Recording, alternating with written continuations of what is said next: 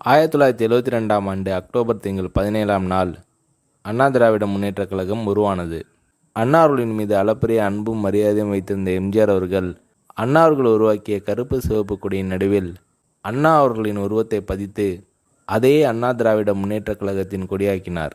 அந்த அண்ணாவின் உருவத்தை ஆர்ட் டைரக்டர் அங்கமுத்து, உதவி ஆர்ட் டைரக்டர் உபால்டு ஆகியோர் தான் வரைந்தனர். அண்ணா திராவிட முன்னேற்றக் கழகம் தொடங்கப்பட்டதின் அறிவிப்பு வெளிவந்ததும் தமிழகம் முழுவதும் ஒருவித புதுவிதமான எழுச்சி ஏற்பட்டது.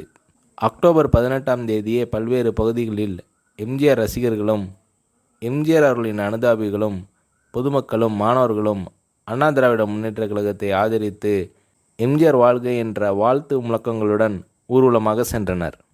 அப்படி விருதாச்சலத்தில் ஊர்வலம் எழுச்சியோடு சென்ற நேரத்தில் பாலக்கரை என்ற பகுதியில் ஊர்வலத்தினர் மீது போலீசார் துப்பாக்கி சூடு நடத்தினர். இதில் துரைக்கண்ணு என்பவர் உயிரிழந்தார். வேன் என்பவருக்கு கையில் துப்பாக்கி குண்டு பாய்ந்து காயம் ஏற்பட்டது.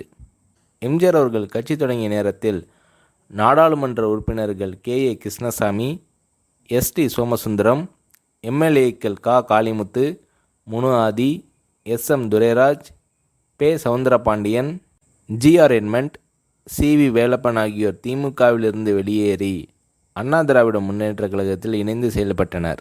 அந்த நாட்களில் மக்கள் தொடர்பு அதிகாரியாக பணியாற்றிய கவிஞர் முத்துராமலிங்கம், மொழித்துறை அலுவலராக பணியாற்றிய கவிஞர் காமராசன் உள்ளிட்டோரும் அதிமுகவில் இணைந்து பணியாற்றினர். சில நாட்களில் நாஞ்சில் மனோகரன், ராஜா பிள்ளை, KM சுப்பிரமணியம் உள்ளிட்டோரும் அதிமுகவில் சேர்ந்தனர். கட்சி தொடங்கிய 2 வாரத்தில் மாநிலம் முழுவதும் சுமார் 7000 கிளைகள் துவக்கப்பட்டன. 10 லட்சத்திற்கும் மேற்பட்டோர் கட்சி உறுப்பினர்களாக இணைந்தனர். திமுகவின் உட்கிளைகளாக செயல்பட்ட எம்ஜிஆர் மன்றங்கள் அனைத்தும் அதிமுகவின் கிளைகளாக உருவாகின. அதிமுகவின் முதல் அமைப்பு செயலாளராக KA கிருஷ்ணசாமி நியமிக்கப்பட்டார்.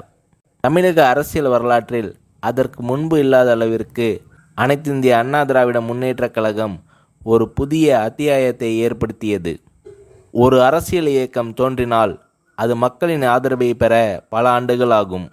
நீதி கட்சியிலிருந்து பிரிந்து வந்த திராவிடக் கழகமும் அதிலிருந்து பிரிந்து வந்த திராவிட முன்னேற்றக் கழகமும் மக்களின் ஆதரவை பெற பல ஆண்டுகாலம் ஆயிற்று. ஆனால் அண்ணா திராவிட முன்னேற்றக் கழகம் அப்படி இல்லை. பிறக்கும் போதே அந்த கட்சி மக்களின் ஏகோபித்த ஆதரவை பெற்றிருந்தது.